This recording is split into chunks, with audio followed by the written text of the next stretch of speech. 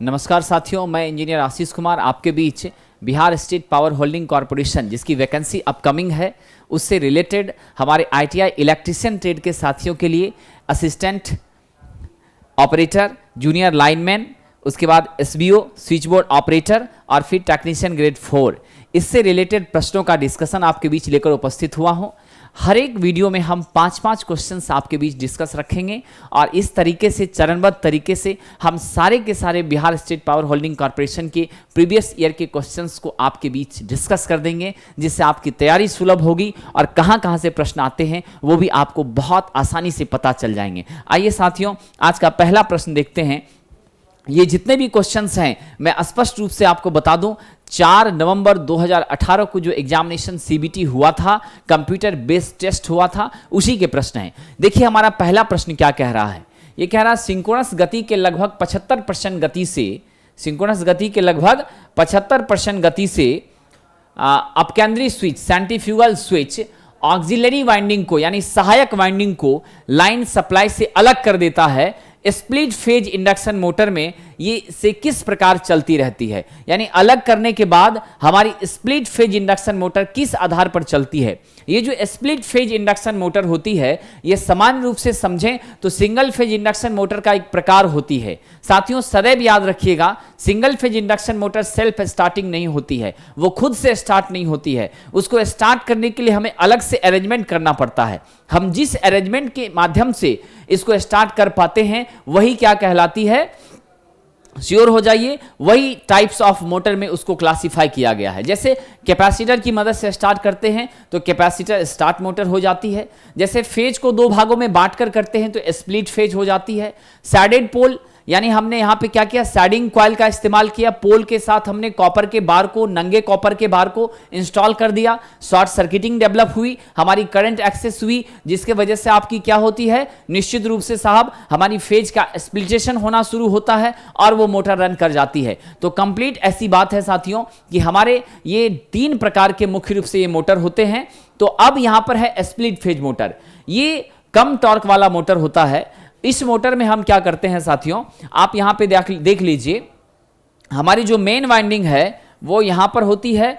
Main winding में हम 2/3 turn का प्रयोग करते हैं और ऑक्सिलरी वाइंडिंग यहां लगाते हैं। इस ऑक्सिलरी वाइंडिंग को लगाने से पहले ये आपका सेंट्रीफ्यूगल स्विच है, ठीक, और यहां पर देख लीजिए ये वाइंडिंग, ये आपकी स्टार्टिंग वाइंडिंग के नाम से जानी जाती है। इसी को हम क्या कहते हैं, ऑक्सिलरी वाइंडिंग कहते हैं, ठीक है, ऑक्सिलरी वाइंडिंग कहते हैं। इसमें 1/3 क्या होता है, टर्न होता है। टोटल टर्न का कितना होता है, 1/3 होता है, यहां पर 2/3 होती है। जैसे ही हमारी मोटर क्या होती है, आपकी 75% स्पीड को पहुंच जाती है, देन आपकी सेंट्रीफ्यूगल स्विच, सेंट्रीफ्यूगल अप केंद्रीय स्विच यानी बाहर की तरफ यह क्या होता है, खुल जाता है। और इस स्विच के खुलने के बाद इधर बिल्कुल भी आपकी करंट नहीं आती है, ये सर्किट ओपन हो जाती है। करस्पॉन्डिंगली हमारी मोटर डेफिनेटली रन करती चली जाती है। तो ये स्टार्टिंग वाइंडिंग को लगाने का मुख्य उद्देश्य था हमारे फेज को 2 भागों में बांटना। कैसे 2 भाग में बांटती है, इधर को आइए, ये मेन करंट IM हो गई, ये आपकी स्टार्टिंग करंट IS हो गई,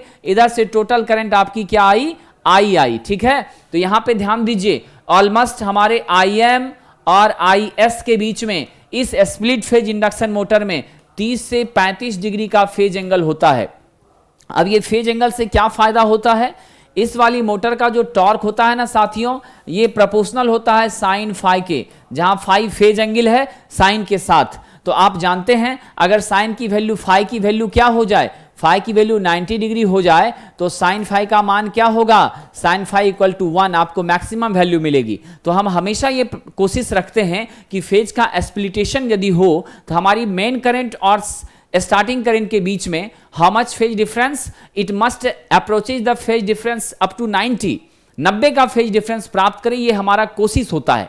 लेकिन 90 का फेज डिफरेंस हमें यहां पर नहीं मिलता है। हम जब capacitor start and capacitor run motor का प्रयोग करते हैं, डबल कैपेसिटर का प्रयोग करते हैं, उस केस में आपकी टॉर्क सुपर होती है, बेहतर होती है, और तब वहां पे 85 डिग्री तक हम लोग पहुंच जाते हैं, 87 तक हम लोग पहुंच जाते हैं।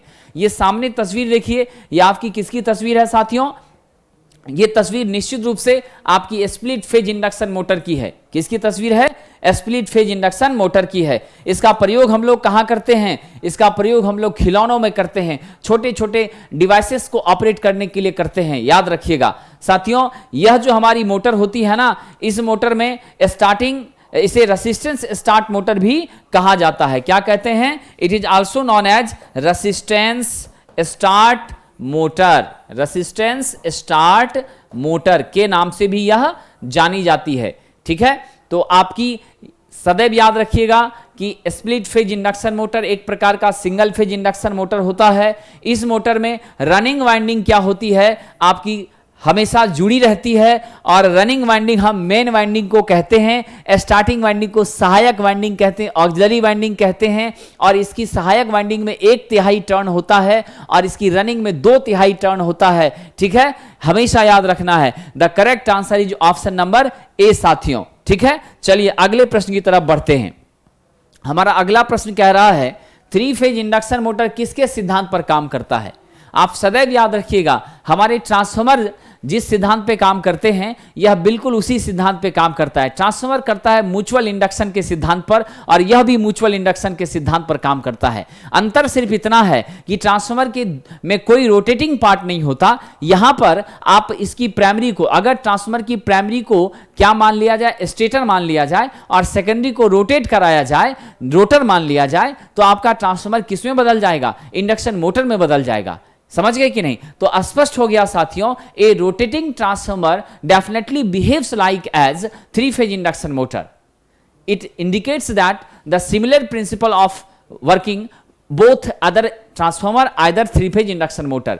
चाहे आपका ट्रांसफार्मर हो या 3 फेज इंडक्शन मोटर हो, दोनों के लिए हमारी वर्किंग प्रिंसिपल क्या होती है? सेम ही होती है। तो हमारा राइट आंसर इस कंसेप्ट से क्लियर हो गया, म्यूचुअल इंडक्शन। साथियों ये 3 फेज पे संचालित होती है, इसीलिए सेल्फ स्टार्टिंग होती है। इसको स्टार्ट करने के लिए स्टार्टर लगाने की जरूरत नहीं पड़ती। इसमें ओवर करंट और लो वोल्टेज से बचाने के लिए हम स्टार्टर का प्रयोग करते हैं। याद रखिएगा, in case of 3 phase induction motor, starter is only used for protection of motor, not the purpose to start the motor, because it works on 3 phase supply। अब देखिए यहां पर इसकी स्ट्रक्चर को देखिए, 1 2 3 1 2 3, यहां पे 3 आपकी क्या है? टर्मिनल बॉक्स हैं, जो इंडिकेट करती है कि 3 फेज की सप्लाई इसके अंदर आ रही है। ये देखिए आपका रोटर है, और ये स्ट्रक्चर से ही क्लियर हो रहा है ये हमारा रोटर कैसा है? ये रोटर आपकी यहां पर स्लिप रिंग है साहब, तो स्पष्ट है कि ये आपकी स्लिप रिंग टाइप की रोटर है। और जैसे ही आप सप्लाई देते हैं, आपकी वाइंडिंग इसके साथ इंस्टॉल है। वाइंडिंग्स करस्पॉन्डिंगली हमारी जो मैग्नेटाइजेशन होता है, मैग्नेटिक फील्ड आपकी कहां पहुंचती है? आपके रोटर के ऊपर फोर्स लगाती है, दैट मीन्स एक्सियल फोर्स लगता है। Due to that axial force यह आपकी टॉर्क को डेवलप करती है, और उस टॉर्क की वजह से हमारी मोटर क्या होती है? रोटर क्या होती है?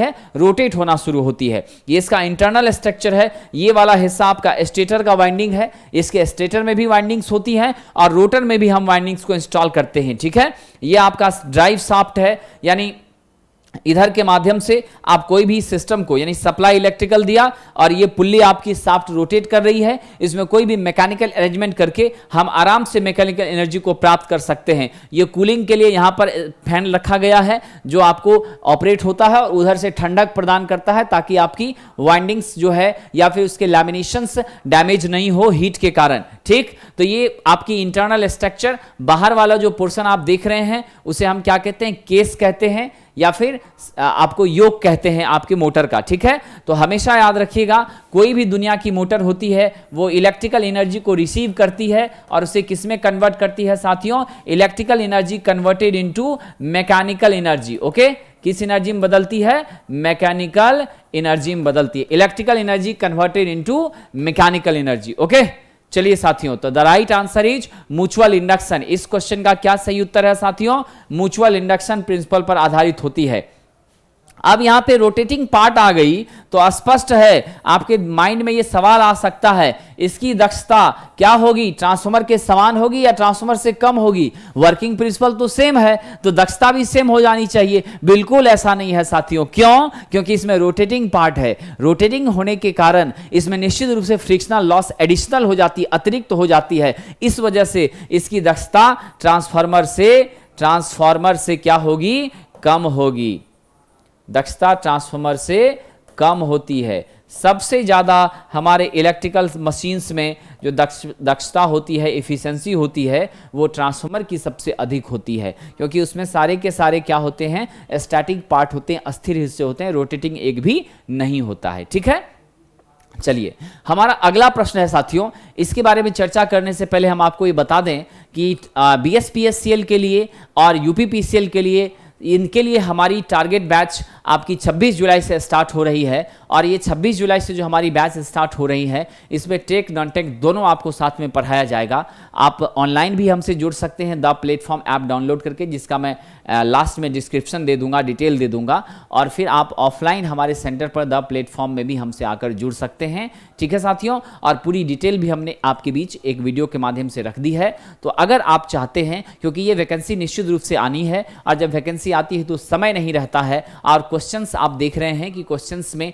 वो बातें नहीं रहती है जो LP में रहती है। तो स्पष्ट सी बात है कि आपको अब लग जाना होगा और इस पर थोड़ा ध्यान केंद्रित कर देना होगा, ताकि समय रहते आपकी तैयारी हो और आपको अफसोस ना हो। आइए साथियों, प्रश्न है अल्टरनेटर में डैम्पर वाइंडिंग का उपयोग करने का क्या मुख्य उद्देश्य है। सबसे पहले हम समझें कि डैम्पर वाइंडिंग होती क्या है।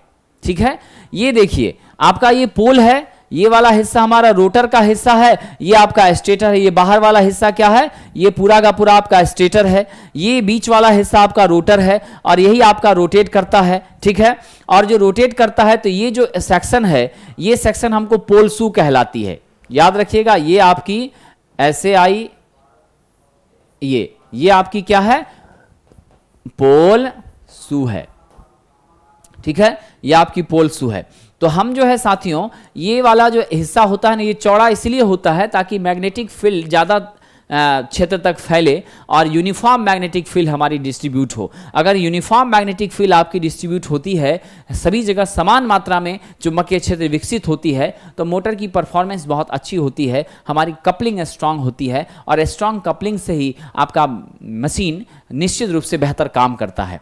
इसी में हमने क्या किया है, ये कॉपर का बार लिया है और इसको यहाँ पे इंस्टॉल कर दिया है। ठीक है, तो ये जो कॉपर का बार यहाँ इंस्टॉल हमने किया है, इसी को हम डैम्पर वाइंडिंग बार कहते हैं। और इसी वाले हिस्से में आपकी कॉपर के ज़्यादा होने के कारण मैग्नेटाइजेशन आपकी बेहतर होती है। इसी को क्या कहा जाता है, डैम्पर वाइंडिंग कहा जाता है।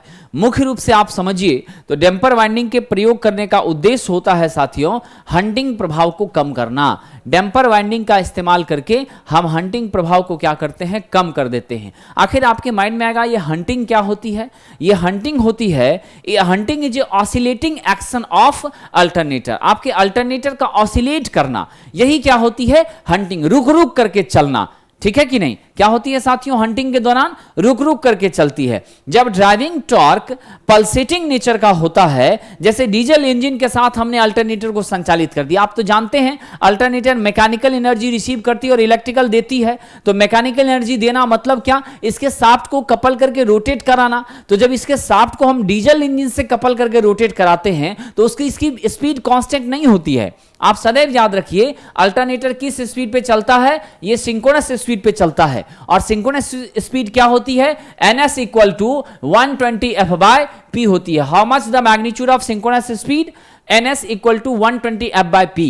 यहां पे f क्या है, f आपकी फ्रीक्वेंसी है, और इंडिया की फ्रीक्वेंसी कितनी, 50 हर्ट्ज होती है। p क्या है, p नंबर ऑफ पोल है, ध्रुवों की संख्या है।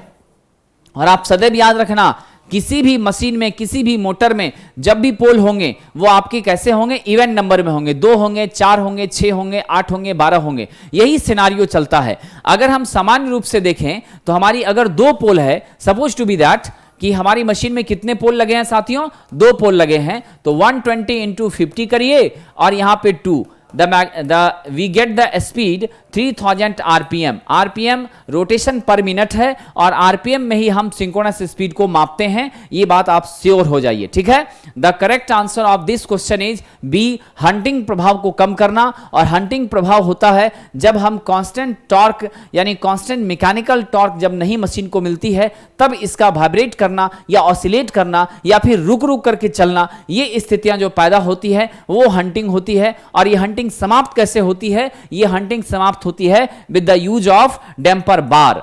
किसके माध्यम से साथियों, डैम्पर बार का प्रयोग करने से यह समाप्त होती है। और ये डैम्पर बार कहां पे लगाए जाते हैं? ये डैम्पर बार लगाए जाते हैं आपके स्लॉटेड सेक्शन ऑफ पोल शू में। पोल शू में क्या लगाए जाते हैं? डैम्पर बार लगाए जाते हैं। ये सदैव याद रखिएगा। चलिए साथियों,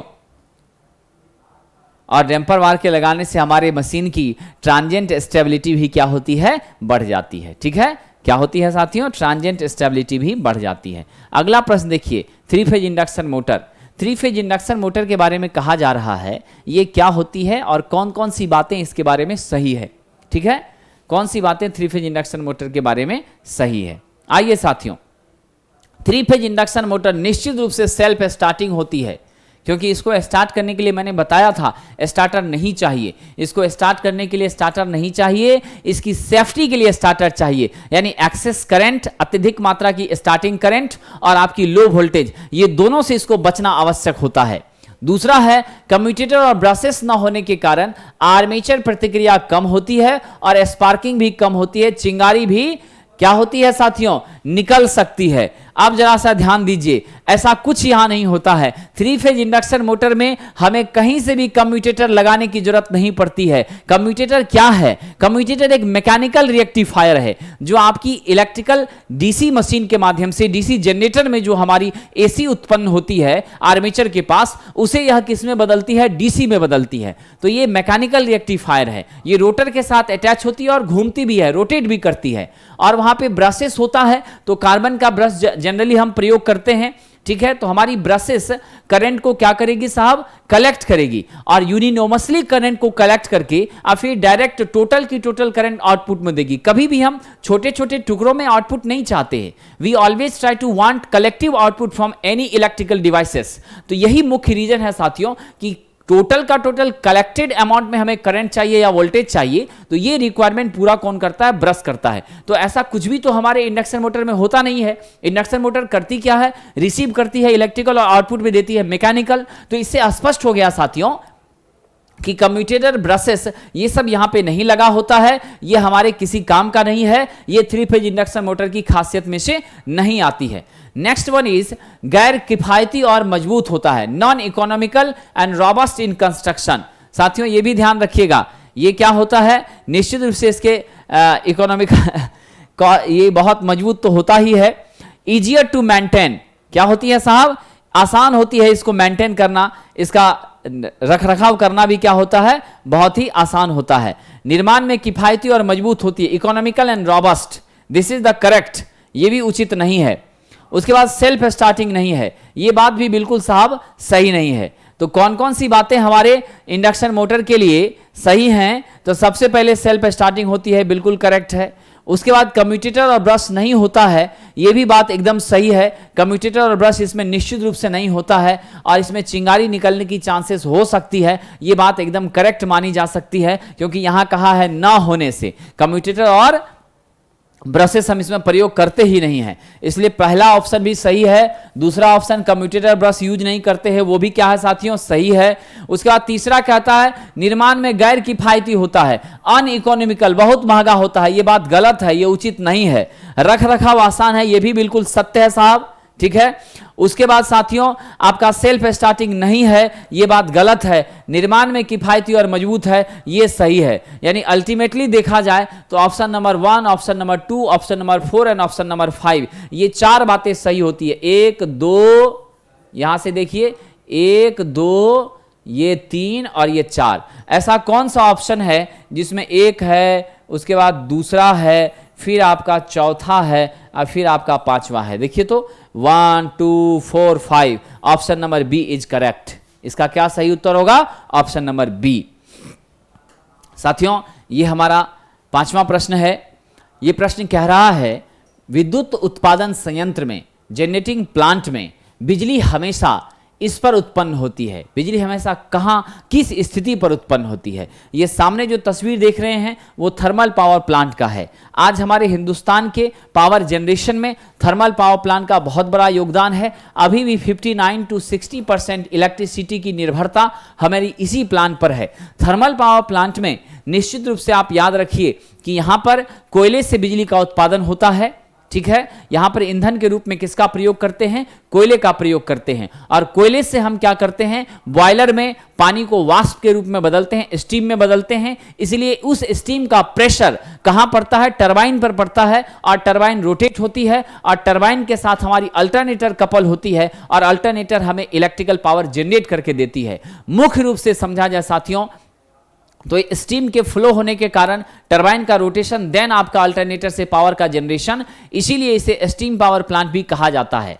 थर्मल क्यों कहा जाता है? क्योंकि कोयले को जब गर्म करते हैं तो कोयला जलने के बाद गर्म होकर उष्मा देता है, और उसमें से साथियों आपकी बॉयलर हीट होती है, और बॉयलर के हीट होने से वह वाष्प में कन्वर्ट करती है पानी को। Boiler is just a device which convert water into steam and also in high pressure steam. Okay साथियों, जैसे कुकर से आप सीटी बजती है तो कितनी ज्यादा प्रेशर के साथ आपकी वहां से स्टीम निकलती है, ये बातों को ध्यान रखिए। तो इन सारी चीजों से स्पष्ट हो रहा है हमारी फ्रीक्वेंसी को फिक्स होना जरूरी है, और साथियों स्पष्ट रूप से क्या है, आपके वोल्टेज का लेवल भी क्या होना चाहिए? निश्चित रूप से कांस्टेंट होना चाहिए, तभी पावर का जनरेशन बेहतरीन हो पाएगा। और सामान्य रूप में हमारी फ्रीक्वेंसी 50 साइकिल पर सेकेंड या 50 हर्ट्ज आप मान के चलिए, वो हमें क्या करना होता है? रखना होता है। ठीक है साहब, आपको मैं बता दूं, भारतवर्ष में क्योंकि हीट का यूज हो रहा था इसलिए इसको थर्मल पावर प्लांट कहते हैं। स्टीम का यूज हो रहा है जिसकी वजह से आपकी जनरेशन हो, इसलिए इसको स्टीम पावर प्लांट कहते हैं। मुख्य रूप से इसका नाम है एनटीपीसी, पूरा नाम हो गया national thermal power corporation, NTPC. ठीक है, ये पीएसयू है और नवरत्न नहीं महारत्न कंपनी है साथियों आज भी। एक बात को यहां पर समझिए, लगभग हमारे देश में एनटीपीसी के माध्यम से कितनी बिजली का उत्पादन होता है? आप याद रखेंगे, हमारे देश में एनटीपीसी के माध्यम से 69,134 इतना जीगा मेगावाट का साहब, इतना मेगावाट का 69,134 मेगावाट पावर का उत्पादन होता है। और सबसे बड़ा पावर प्लांट जो है हमारा, वो आपकी कहां पर है? Vindhyachal super thermal power corporation limited है। विंध्याचल में जो हमारी एनटीपीसी है वो आपकी सबसे बड़ी प्लांट है। और दूसरी महत्वपूर्ण बात बता दूं, हिंदुस्तान के किसी भी थर्मल पावर प्लांट में अधिकतम एक यूनिट 500 मेगावाट की बिजली पैदा करता है। कितना पैदा करता है? 500 megawatt. The single largest unit of any thermal power plant unit definitely generate 500 megawatt. 500 megawatt एक यूनिट, यानी आपकी पावर प्लांट में 8 यूनिट, 7 यूनिट, 5 यूनिट, 4 यूनिट होती है। और पैरेलल ऑपरेशन करके अल्टरनेटर को हम बहुत अधिक मात्रा में पावर का जनरेशन कर पाते हैं साथियों। तो ये महत्वपूर्ण जानकारी आज के बारे में थी, और मैंने शुरू में भी बताया था आज की भी जो ये डिस्कशन थी, ये कंप्लीट सारे के सारे प्रश्न 4 नवंबर 2018 को सीबीटी में पूछे गए थे, उसी का डिस्कशन है। अब जो आगे मैं वीडियो बनाऊंगा उसमें हम अगली तारीख का नेक्स्ट जो आपकी एग्जाम हुई होगी उसके वीडियो का डिस्कशन किया होगा। इससे पहले के बाकी 40 प्रश्नों का डिस्कशन मैंने बहुत पहले किया है, और आप इसी चैनल पर हमारे वीडियो को सर्च करके देख लेंगे, जिससे आपको सभी प्रश्नों का निश्चित रूप से आभास हो जाएगा। ये पावर जनरेशन से रिलेटेड क्वेश्चन था साथियों।